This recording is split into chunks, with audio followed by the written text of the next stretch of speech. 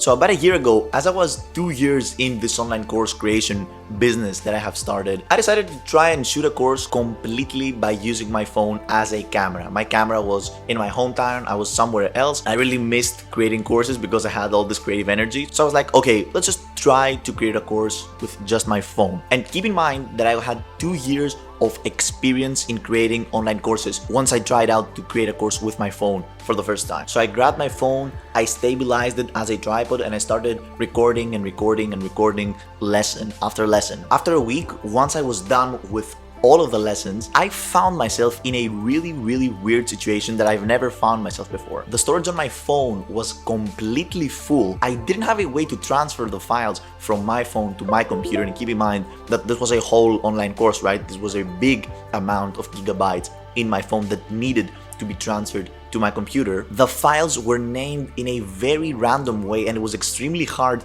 to go through all of the videos that I've shot. And on top of that, as I was shooting the course, the phone overheated, it shut down twice, and again, the storage was full, which means that it was very slow as I was using it during the day. Those were problems that I absolutely did not expect to occur once I started shooting again this course with my phone. And there are certain steps and actions that you can take in order for those problems to never occur in your online course creation process while using your phone. So this is exactly what we're discussing in this video right here.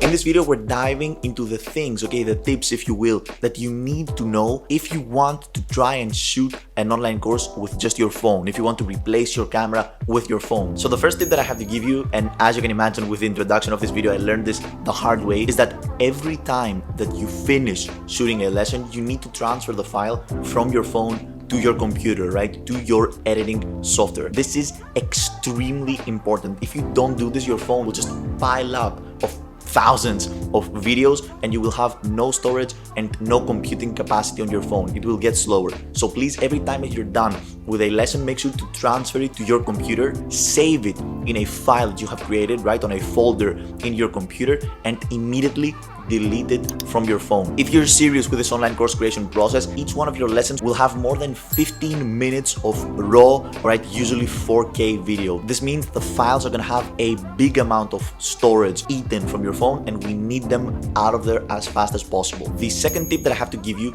is to go ahead and actually invest on either cloud storage on your phone or external storage on your phone. If you have an Android phone, buying another SD card to add on your phone to increase the storage will make your life way easier. Your phone will stop overheating, your phone will not shut down, and your phone will not get slower as you're recording courses. On top of that, storage right now is not that expensive. You can buy a micro SD card with, I don't know, 250 gigabytes of storage for fairly cheap on a store. So please, if you have an Android phone, go ahead and invest on an SD card. If you have an iPhone in which you can't upgrade your storage externally, then go ahead and invest on cloud storage. This again will make your phone's life way easier. The next tip that I have to give you is after you have transferred your files from your phone to your computer, immediately name your files. For example, if you've just shot, let's say, the second lesson of the first module of your course, go ahead and name this file module 1 lesson 2 / and then the title of the lesson. This is of extreme importance because our phones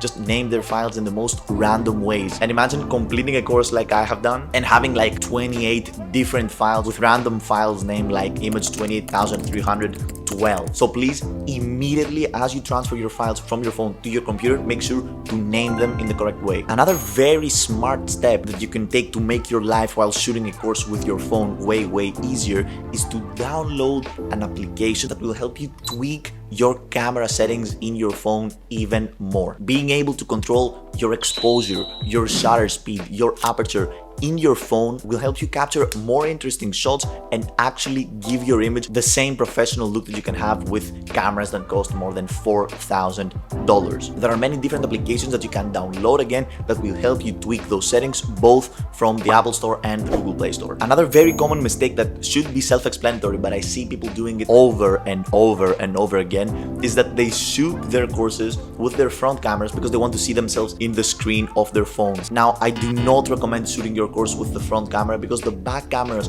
of our phones have actually way better lenses and capture videos in greater resolution. So please shoot your courses with the back camera of your phone. Another tip that I have to give you, and this doesn't only apply in smartphone videography course creation, this is a general videography tip that will really help your course video engagement, is that you need to light up your scene correctly. I've seen this mistake done over and over again. Trust me, there's absolutely no reason for you to invest on a camera that costs $2,000, $3,000, $4,000. The only thing that you need to learn and you need to master is lighting and composition. If you understand how lighting works, the difference between foreground, midground, and background, and how to compose an image, trust me, this will save you hundreds, if not thousands of dollars in very expensive gear. If I was a complete course beginner, I would 100% rather to invest in the knowledge on how to light up a scene and how to compose a scene rather than just dump $3,000 on a very expensive camera. It is way better for your video to use a phone and know how to light up and compose a scene rather than to just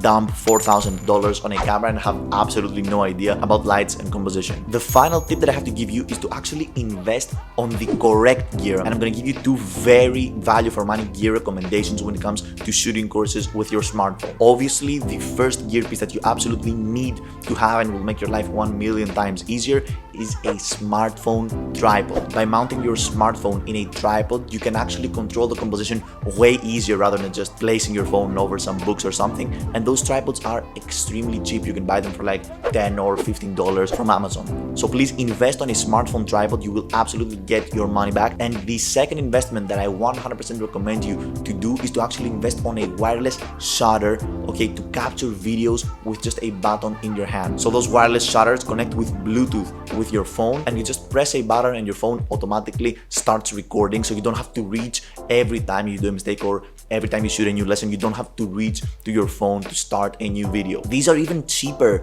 than the tripods. I think they go for like $5 or something, and they will save you a huge amount of time. So those are the two most value for money gear pieces that you can invest in right now for less than $20 to boost your smartphone videography game regarding online course creation. If you found this video valuable, you might want to check out the smartphone videography masterclass for online course creators that I have created. In this 2.5-hour module, we cover every single thing and every piece of knowledge that you need to know in order to completely replace a $4,000 camera setup with the smartphone that you have in your pocket. So thank you very much for sticking up until the end of this video, and I'm gonna see you in the next one.